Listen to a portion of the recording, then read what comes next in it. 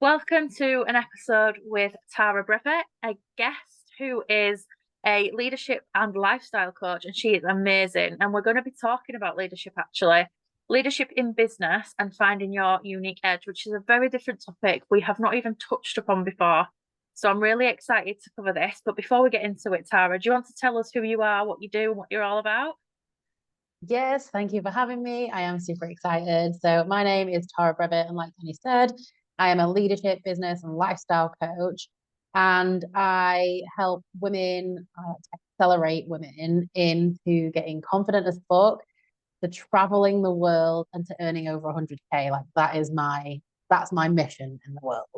And doing that, part of doing that is through personal and business leadership. And my unique superpower is helping other people see their superpowers, usually before they've even seen it themselves. That is so true. You definitely do that. And it's powerful in itself. Um, so I love what Tara does because it opened up my world to leadership, and there is so much to learn in all aspects of it. I am still learning. But for those that are listening who have never touched upon leadership, what do you say leadership is all about? That's a great question. And I think everybody defines it differently, and so they should. Like, some people will look at leadership and they look at, you know, it's about being charismatic, it's about people following you, it's about, being at the top of the food chain, and everybody following along with you. But for me, it really is about where you are in your life, in your business right now, and how you show up as the highest and the best version of yourself, so you can lead yourself and then eventually others. So it, I work with both business owners and both women who are in careers, and it's not always about leading the team. When people think of leadership, they first think about leading others and leading the team, but none of that works if you don't know how to lead yourself. And Oh, yeah. so for me, it comes with self leadership, personal leadership, and so much falls underneath that. How do you manage your own time? How do you organize yourself? How do you make decisions?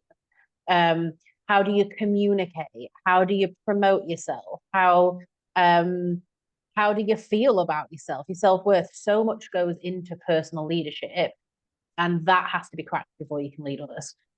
Yeah, that's so true. And I think it's being in your energy around you, watching you in your business.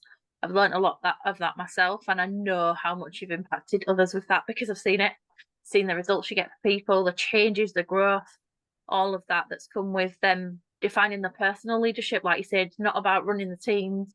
Because I run a team, and when I first touched upon leadership, I had a previous mentor that said, you need to work on your leadership skills. I was like, right, okay. Instantly, I'm like, Tara knows about that stuff because obviously I'd met you at that. I think it was the point I'd met you, so it was like fate, just it worked out. Mm. Um, and so I started following what you did and stuff like that. But the difference is I was only ever told about leading a team and not leading Yeah. myself. And actually, the feeling of that is empowering in itself, isn't it? And I guess that becomes part of your unique edge as well, that empowering feeling. So when do you think there is a point where we do actually need to work on our leadership skills?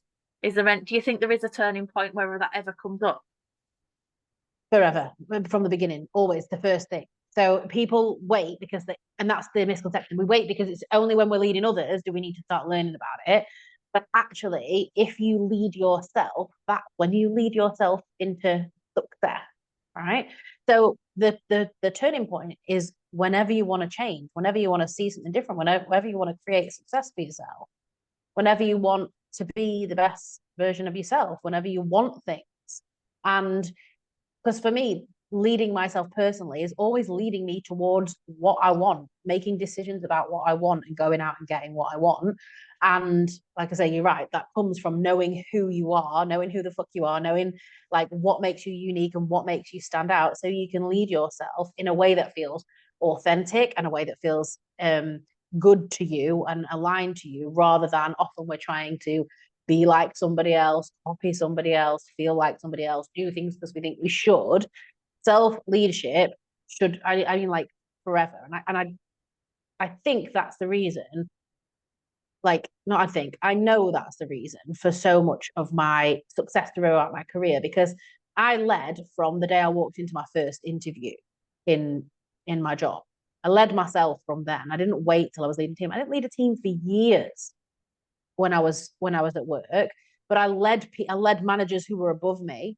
I could lead people without being in charge of them, without Yeah. being hierarchically above them. I could lead people to go and do other things and to do the things I want them to do and influence and communicate in a way that they then move. So it impacted me and got me the things I want. And I did that by knowing who I was, knowing what my talent was, knowing and believing and sharing with other people what makes me me and what makes me stand out. And I think when you can do that, the minute you do that, like people smell it, people can feel it. It is like an energy, like you say, and it is, and I think that's where like the charismatic leadership thing comes in. That's what people feel and Yeah. they see and they hear.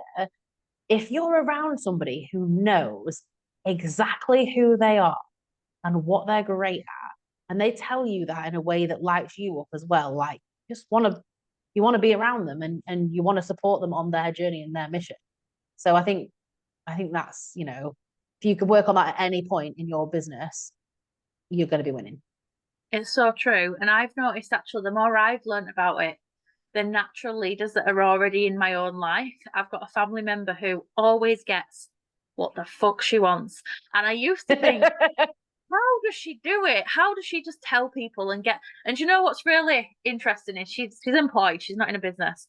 And I said I was there when she was on shift once. So I was at an event, and businesses could come along and she's like, Dani, do you want to do this? And I saw her not pull her finger out and do barely anything because she was leading everybody else in getting the stuff done. And I came home and I went, she's a blooming good leader, her. I saw how she did it. And it is like you say, it's an energy, it's an expectation of how she led people and how she got what she wanted, she got things done. Not in a lazy way, but in a way that did just literally get things done. And it was so interesting to see. And I noticed her skills with that once I was aware of that. And it made me laugh a little bit and I loved it. And it kind of inspired me as well. So I thought, oh, I want to be like that. It is amazing to see. So let's talk about Unique Edge as well, because I know you talk about this a lot, but the listeners here hopefully It is. and I it's do. going to It's help. my favorite thing. It's amazing. Like I heard Tara speak about it. I think you briefly mentioned it on social media, but then I went to your event last year. You mentioned it there, and then since then I've heard you mention it a few times. And I know this makes a difference. I know because I implemented it in my business. So let's hear about what that is and what that's all about. So whatever you want to call it, finding your unique edge is what I like to call it, because I always like to think that, like to make yourself like one, it makes you edgy as a person, right? Which I like to be that way. But also it will take you to the edge of your, probably to the edge of your like comfort zone and to the edge of your current reality to get you to the new reality. So I really like the use of the word unique edge. But superpower, unique selling point, you'll heard it. Personal brand, even it like falls into personal brand as well, right? It's all one of the same. But it's what makes you different, what makes you stand out, and what makes you unique. And the challenge I get with nearly everybody, like, and trust me, I get this from people you wouldn't expect, clients who you think would absolutely have this nailed, and they don't. And they say to me, but I just don't really see how I am different to anybody else. Like I can't really pinpoint, like everybody can do this, everybody can do those things, everybody can do this, that, and the other. And my point, my answer is always to them, well, should we just have a little look at science? Scientifically, your DNA is 100% unique. You are different unless you're a twin. And then that's fine. You can both have the same superpower. I don't mind. And you can take on the world together. But scientifically, your DNA tells you that you are a unique person. So fight me on it. You do have something that makes you unique. You just don't know it yet. You just haven't figured it out. It isn't that you don't have it. Everybody does, whether they think they do or they don't. They just haven't spent the time to find out what it is. And the thing that always gets me, and I always do deep work in this in my programs, like a number of my programs depending on who they're for and what they go at, and we'll have a module about like uncovering your superpower. And it's why I did it at my event as well. Yeah. I really think it underpins everything. Like so much can come from it when we do it. But actually, everybody hates it. Everybody hates doing it. Like I've had so many people crying at me, frustrated because they can't nail it, they can't figure it out, they can't like. Loads of people actually find it extremely uncomfortable to get to the bottom of it because the types of questions I ask, people often get stuck because it's not something that they've ever been asked before or ever answered before. And therefore, they don't easily have these answers that they think they should know because these questions are just about you and yourself. And so everybody's like, now I feel a bit crap because why on earth do I not know what my values are, or why do I not know like what events have happened that have shaped me? Why do I not know that? It's a question about me and I don't know it. Fear, isn't they, as well? Because I know when I thought I had mine, and I talk through it on clients, and not to the level you do, but I do mention it. For me, I always say USP. I thought I had mine, and then I came to your in-person event, and it changed it a little bit, and instantly it's like a little fear holding back, like, oh, do I really want to share that with people? Do you get that quite a lot as well in what you do? Yeah. There's a resistance of people to share because a lot of the time, the thing that makes you unique, it can be things that we perhaps don't want to talk about. It can be shitty experiences, it can be trauma, it can be all sorts of things. But part of this is owning that and realizing how it shaped you and how it's made you become. Now, I'm working with a client right now who, she's experienced a lot of trauma in her life, and that has 100% shaped who she is. That doesn't mean she has to spill her guts at every opportunity about every traumatic experience she's had, but it does mean that she can utilize it to set herself apart in terms of the experiences she's had. And now the knowledge she's gained as a result is knowledge that other people simply don't have because they haven't had that unique experience. And only you have experienced your experiences, and as a result have the knowledge, the tools and the techniques and all of that to deal with life and business and everything. Only you have that. So we can all take courses and learn stuff. The reason this shit's so valuable is that nobody can ever replicate it or copy it, even if they try. They can't. It's not possible. I love that. It really is true. And I think in my own experience with it, my fear wasn't sharing myself, it was hurting other people. Because my realization with my own unique edge was how my story and the things that I've been through, like you say, the experiences that have shaped who I am now. And then I came into it with this no BS approach of we've been making excuses all along. And I see people making excuses that have been through similar stuff to I have. And my kind of hypothesis with it, I guess, is that, well, if I went through that and I'm here now, then you can do it too. But people don't like to hear that. And sometimes we've got to say what people don't like to hear. And I love that you do that, actually. And I think it's what attracted me to the marketing you do is unpopular opinions that are true. Yeah. And it hits home and we either take that on board or we don't. And it teaches us a lot. So what are your top tips for finding our unique edge when it comes to... Just before we go into that, because you've just touched on a really good point about your unique edge. And what's the funniest is most people can't see it themselves. So it is actually quite hard to figure this out on your own. It's why I do the work, and it's why there is the difference between, like, I don't know, asking yourself some questions, and I'm going to give you some of those for sure. But if you get frustrated trying to answer these questions and you can't find it, you are not alone. Like everybody can feel like that, and it can be really difficult. Like, and often what you need to do is look at other people and ask other people, look outside yourself, because other people can see what you can't see. And even with Dani, like, so I called it, and I claim, like I say, I claim that my superpower is to see it in other people first, because I'm so hyper aware of how useful it is and what makes people the way they are. I'm always on the lookout for it, right? So we were sat and we were having this conversation. I was like, Dani, I literally look at your content and I don't see anywhere you talk about supporting people in organizing their business, right?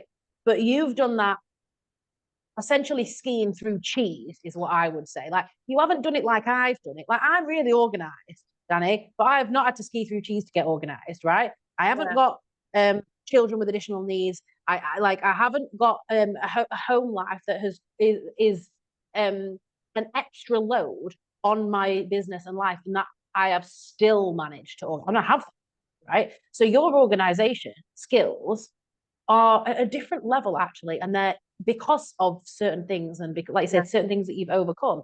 And I was like, I haven't even heard you speak about it. I haven't heard any of that come up. And you're like, oh my God, yeah, I don't tell anybody that. And I'm like, that strengthens the thing that you tell people you're hyper organized. Yeah, but lots of people are organized actually. And this is where people get stuck with their head, right? Loads of I'm organized. But what makes me and you different, right? What is it about how you're organized and how you're able to organize that makes you different? It's like in the nano details, because you're right, there's so many billions of people on this planet. We're bound to be able to do things that other people can do. What experiences do we have that really underpin the way we do it? Yeah, I love it. And I love that you shared that story there, because I think sometimes we see people like ourselves who are doing very well in business and think, oh, they've got it all figured out. And like, I thought I had my unique edge figured out. And actually, what happened is when I went and started sharing more of that, it became more of my story and my personal brand. It ramped things right up again. So if we continue doing that, can you imagine the impact that can have on your Yeah, business? And I think yeah. one thing you did share there is about doing it alone. Like, we don't have to do it alone. So I guess that's a tip in itself. Don't do it alone. Ask other Mm. people. Yeah. So yeah, the way to get there, going back to your question about how do you find your unique X? Like how do you actually uncover it? So the first thing is questions. You ask yourself lots of questions. So questions like, how did you get to where you are today?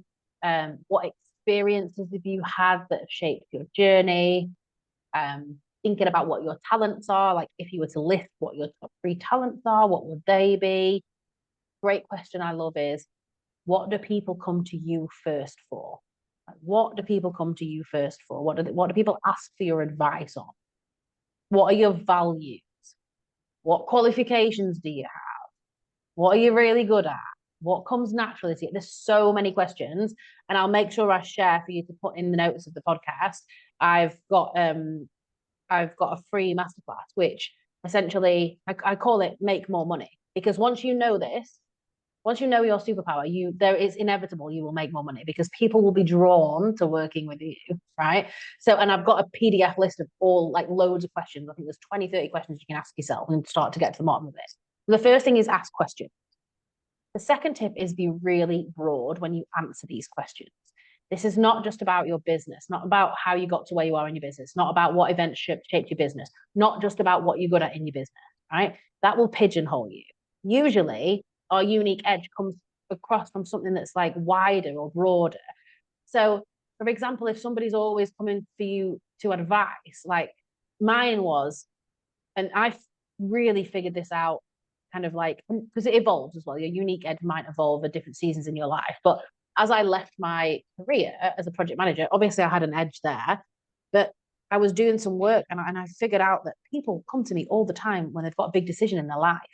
My friends come to me when they need to ask a big decision, when they need something unpacking. This is before I got into the world of coaching, before I even got like before I was doing any of this. And so I figured out for my personal life that actually my edge is to be able to support people to lead themselves through decisions. And I was like, I ding!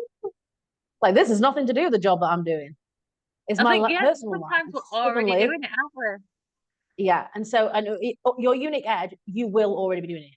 And if you're not, it's not your unique edge. If you're not doing it naturally and it's not coming to you, it's not. You're trying to be, and that's a whole other conversation, because I do think we can strive towards honing it and having a few future unique edge as well. We can shape that, but we have natural talents and natural abilities, and the whole point of honing this is everything gets to be easier when we're doing things in the way that we do them naturally.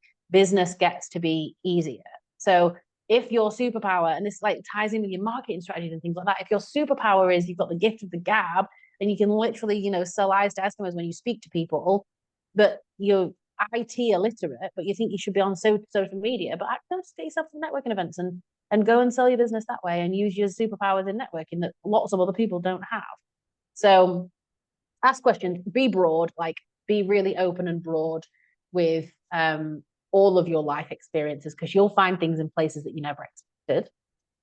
Ask other people is my third tip, because other people see you differently.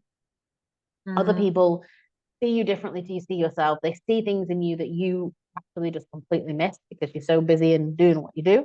You miss these things. So a question I like to ask other people is, if you were to name me in 3 words, what would you use? What 3 words would you use to describe me? Yeah, it's a good one. And this is real simple, and we can just get so much information. And what you will see, and this comes on to my next point, is you'll see trends coming back. You'll see if you ask 10 people that there'll be one word that sits in most of those people's things that comes back. And it's like, oh, well, that's clearly really what I'm about. And that comes onto it. So when you're doing all this work, when you're asking yourself questions, when you're getting really broad, when you're asking other people, look for trends, look for things that are popping up over and over and over and over again, because that's what it is for you. And then the final thing is about having a story. So what I call a wow story, which is like a walk on water story, like something absolutely underpins how this is true. And if you don't have that story, the thing that you came up with as your unique edge is not your unique edge. You will have the story if it truly is. And that story is the thing that sells your superpower and your edge to people, and that proves what it is, and you can talk about it. So yeah, I think they would be my tips on how to find it. And a bonus tip on what to do then is it's all well and good knowing it, but you have to tell the rest of the world what it is. You have to show them and you have to tell them, because that's where your business grows. That's where your bank account grows, is when you show other people what your unique edge is. Yeah, I love that. And I think over time we can keep doing that as we experience more. I know I have to anyway, with things that life throws at me sometimes, but I think, yeah, we can show that and model it ourselves. And it reminds me of like, I think this time last year, just before we hit summer, I was like, I learned about like embodying who you want to be and stepping into that. And a lot of that came into it and tied in with it really nicely as well. Made such difference, so powerful. It really is. So I definitely recommend learning it, working on it, learning about yourself. And then for leadership, is there any top tips you've got for leading yourself? Things we've talked about around leadership, really. Is there any top tips on that? I mean, I know a few already that I've heard you say before that I know are amazing. Get the basics right is my always first one. And like if I were to say the one basic thing about being able to lead yourself, like, is being able to manage your time. It is the thing that comes up and crops up for nearly everybody. Yes. Nobody can work on any of this stuff if you're trying to operate in chaos, and if you haven't got the time. I say in air quotes, because that phrase for me is bullshit. We've all got the time. But learning how to really master your time is something that will open you up to be able to lead yourself in a different way, because you're going to have the space and the energy and the time to be able to do the personal leadership things that you need to do, which often feel like extra work. They don't feel like the doing, right? It's easy for somebody to come on and say, like, doing the marketing, doing the sales, doing the delivering your work, you're delivering your products and your services, all do it. But leadership is all you're needing to learn it and like take the extra step. It's personal development, right? So it often feels like extra added on. For me, it's not. It's non-negotiable. I never look at it like that, but everybody else seems to. So if we can get the time thing out of the way, right, then you've got time to do that. You're not fighting, and it's not always the thing that drops off because it's just an added extra. So that's what I found like helped you to nail your leadership. Obviously, then finding out who the fuck you are, what your unique edge is, and leading in that way. And I say this to people all the time. This comes up as another topic, like authenticity, I suppose. But if you are an introvert, it doesn't mean you can't be a leader. It just means that you lead in a way that matches your introverted personality. If you're soft and calm, you don't have to be bold and loud to be a leader. You can lead in your own way if you truly own it and you learn the way that matches that and that feels good to do that. And the minute that you're doing it the opposite way anyway, you are going to be absolutely knackered and exhausted trying to lead in a way that isn't you. And also people smell it. They just know they know something's off. They can Really figure do. out that something's off. Yeah. So finding that edge and using it to lead in a way that feels authentic, I think is really something to crack the leadership code. And the third thing would be communication. I always say if you could learn anything, if you could learn one thing, just learn how to communicate because it will change everything in your life. It will change your not just in your business, it will change your relationships, it will just change everything because there is people and the way we speak to people and communicate to people and hear people and listen and influence people is what makes things happen in the world. Nothing Yeah. else makes things happen in the world other than that. So if you can master that skill of communicating, you're gonna, and I mean, I say master like it's continuous, right? Like I know what I know about it, but it's still, I learn something new every day and I get better at it every day. But being able to communicate is like, it makes you feel like you've got superpower that most people don't because a lot of people don't know how to communicate well.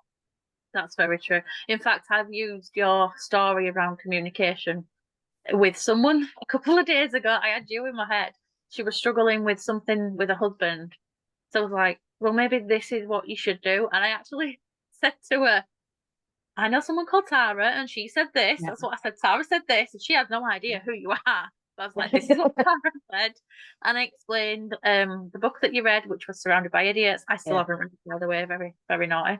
Read that And book. Read that book. Everybody reads yeah, Surrounded by Idiots by Thomas Erickson. It will change the way you communicate for sure. well, you shared the story with you and Tom, didn't you? And I told that story and I said, go and communicate in that way and just see if that makes a difference. Because even though I've not read the book, I took your story Mm-hmm. and I implemented that with my own husband because I wanted him to do something for himself. Mm-hmm. Because it was the same as you with Tom. Until I put in his mind that it would affect me and the kids, he wouldn't do it for Mm-hmm. himself. Until I said, no, actually, because he's a people pleaser. So if it's going to hurt Yeah. me or the kids, it's not physically going to hurt us, but it was just something as simple as looking after himself a little bit better. Yeah. As soon as I said that and communicated that, it was like a switch. And instantly Mm. he listened. And I remind him all the time because he does need those Yeah. reminders. But Yeah. it makes such a difference. And actually, Yeah. it's played leadership for me, has played a part in more than just my business. It's in my family life as well. And we actually work as a Mm-hmm. team now. And I love that. And it started with communication, leadership, all of those things that will impact life. So I guess that's why you call yourself a business, lifestyle, and Yeah. leadership coach, because it all Yeah. ties in. Yeah, like I consider I lead you lead yourself in relationships. As a mother, you lead a family. You lead yourself into decisions. You lead yourself into the lifestyle that you want to live. Whether that's like me living wherever I leave my knickers as digital nomad, or whether that's, whatever it is, you lead yourself into the lifestyle, right? Yeah. And it comes from taking full and complete ownership. And that would be my final tip, would be to take complete ownership. If you can have, like, I have this attitude, like it's probably like completely delusional. People think of me all the time. Like I genuinely don't believe anybody can impact anything for me. Like nothing anybody else in the world does has any impact on my life. And I know, like, there'll be skeptics who are like, yeah, but if somebody was just to, if stop paying you tomorrow, well, that's going to impact you because you can't pay your bills. Yeah, but I've got control of whatever I want to do, however I want to do, whatever step I want to take next. I've got enough control and I've got enough becoming unfuckwithable for it not to make me have a meltdown so that I can just go and take an action and do something else. That is what I mean by I have full control. And if you just walk around with the delusional attitude of like, nobody can fuck with me, nobody can I impact love my that. day or my life or my whatever, only I can. One, it makes you look at yourself like every time something's going on. Like if I'm ever throwing a paddy, and I'm a human being, I'll still throw a paddy every now and then. But I just look at myself like now when I do it's so funny because my husband Tommy's like, I think he must think I'm absolutely nuts because I'll be in a real angry little paddy, and he's like, yeah, but I'm like, yeah, I'm just angry at me. It's just me because this. And he was like, no, like you're allowed to be angry because somebody else did something. I'm like, whatever, yeah, but this is me now. This is on me, right? How am I going to do this? And you don't want to stay angry at yourself for long. Like I don't want to stay angry at me for long. So then it passes, and I just come up with something to do about it. So I Yeah, think, because yeah, you just are taking the human. ownership. And obviously, we all face. I know you've had a recent challenge Yeah, actually. like today, Yeah. and I know that like you still just I know you, and you'll take it head on, you'll face it, you'll solve it, you'll find a way, and I love that. And my mum said this to me once. I asked the question, sat in the pub once. We'd just got back off a holiday. I went, Mum, if you could do anything, what would you want to do? She actually just wants to stand behind a bar and pull a pint and try a little bit of DJing. I'm like, okay then. And she would love to do that. So she asked me, and I says, well, I wanna write a book. And her response back to me was not what I expected. She says, Danny, I know you'll do it because you seem to just get what you want and do what you want. And I'm like, oh, okay then. And she's right, because I'm actually writing the book right now and it's publishing at the end of the year. I've paid for the editor, book coach, and everything, so it's happening. And I was Yeah. really in that was her vision of me. I'm like, oh, thanks, mum, and not in a negative way either. Because getting what we want is not a bad thing, is it? Um, No. I've loved this. I've loved this conversation. If we want to come and find you, because we need to learn about leadership, if there's any listeners who want to learn about and go deeper into your unique edge, where can we come and find you? So the two best places to find me are on Instagram and on LinkedIn. That's where I'm most active. I'm on Facebook as well, but LinkedIn and Instagram are my places. I'm at Tara Brevitt on Instagram and Tara Brevitt on LinkedIn as well. And like I mentioned briefly earlier, I have a free masterclass on this, which essentially goes through all the questions you need to ask yourself and how you can start to harness and hone your unique superpower and your unique edge. So I'll make sure that the link is there so that anybody who wants to get access to that can get access to that as well. And yes, my DMs are always open if you ever just want to come and have a chat. And what I love actually, because my another one of my superpowers is helping people to then hone that into something that sounds really great and succinct and it sounds like them, because people often write this and it's written like by a robot. If it sounds like it's written by a robot or somebody outside of themselves, or they find it really awkward to say, and it's no good if it's awkward to say. So if you do this work and you start and you have something that you've written and it's a draft and you're like, I don't know what this is, because I talk about like creating a real statement of it. I love it if you just send it to me in my inbox. And if I, like I will look at it and I'll send you any ideas that I have for you to tweak it as well. So you start working on this and you send it to me in my inbox, I will always respond to those because I love receiving them. Oh, amazing. So definitely get on that one, guys. And then the question that I'm glad I get to ask you, because this is so my vibe and I know you're organised. I ask every single guest, and it usually throws them off, but I know you'll have an answer for it, is what would be your biggest tip to being organised in your business? Mm-hmm. Okay, so I am going to give you my quadrant strategy, Can which I is share a this daily. after your planner? Yeah. Yeah. Yeah. Yeah, of course you can. Yeah. So again, the second thing, and I'll put this in the thing, and it's in my. I've got a free planner download that I give, and I'll share this quadrant strategy. So every single day, I have big to do lists and big systems and big all the things that are fancy and schmancy for sure. But I also every single day have something that I can write essentially on the back of a napkin if I needed to. All you need is the size of a napkin to be able to do this, to take control and organize your day from day to day. So I create a quadrant where there's 4 squares in that quadrant. Now, the first square, the top left-hand square in it, is like really fucking important stuff that moves the needle towards your big goals. So like big important stuff. You call these categories whatever you like big important stuff, right? This is stuff that is going to take a lot of energy. It's probably going to be quite difficult because it really is getting you towards the big goal. So it might be a difficult task. It might be a longer task. It might be something that's takes quite a lot of energy to do. The rule of this quadrant, of the top left quadrant, is you can never have more than 2 a day in there. Only 2 a day. Never ever more than 2 a day. Because you can't manage more than 2 of those big tasks a day. There's too much. And that really keeps you focused on being able to complete them and do them and move them forward. So that's the first quadrant. The second quadrant to the right of that is what I call just fucking do it. I love this. So that is JFDI column. That is just fucking do it. And that's the stuff you get paid for. So that's the stuff that you get paid to do every single day. So if you're a coach, it might be delivering your coaching calls. It might be, like delivering inside your programs. If you're a product-based business, it might be like creating your products or whatever. It's just that you just get paid to do. that you just need to do in your business. So you're getting paid for it, just show up for it, just do it. Like the daily tasks, things you need to do. So I don't have a rule for how many you can put in there. What I do say is once you do this and you start seeing, do a tick list of how many you manage to do in a day. And what you'll start to see is averagely how many you can fit in a day. And then you can start to be like, right, okay, mine is 6. I can't get any more than 6 in there. I rarely do more than 6 of those things with all the other things that are on the plate as well. So 2 in the first column, 6 in whatever you find, or whatever you find works for you in the other column. Then the column underneath that, so the bottom right, I have like easy shit, like stuff that's easy to do. And I've defined this by if you had the most raging hangover and you thought you just felt like death, what could you do? So like I could like put a meeting in a calendar, file my emails. I could something that you could do that's like takes zero brain power and low energy, and that you could do with a stinking hangover. And then the final column, the bottom of the column, bottom left, is what do you need from other people? So do you need to follow up with things? You need to get things from other people. Do you need to have you got like dependencies from other people that you need to deal with and you need to follow up?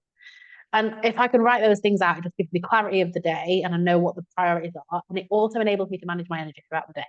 So when I've had a big carby pasta lunch and I fall asleep, I could just go to that bottom when I fall asleep. I go to that bottom right hand corner and pick something out of the low energy bucket.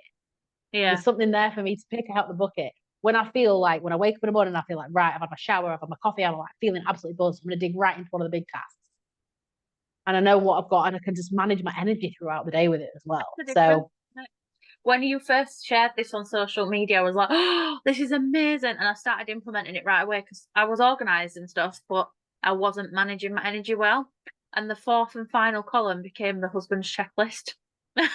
yeah, nice. It became his, to the point that now every single day we'll take the kids to school and I'll go, what do you want me to do today? Yeah. So I'll be like, right, I want you to do this, I want you to do that. Because there's certain things in the house, like yesterday it's putting up a wardrobe rail for the walk-in wardrobe, or today it was literally keep everyone alive, feed everybody, I've got a full-on day, and that's it, and he knows what he needs to do. And it makes such a difference. I love it.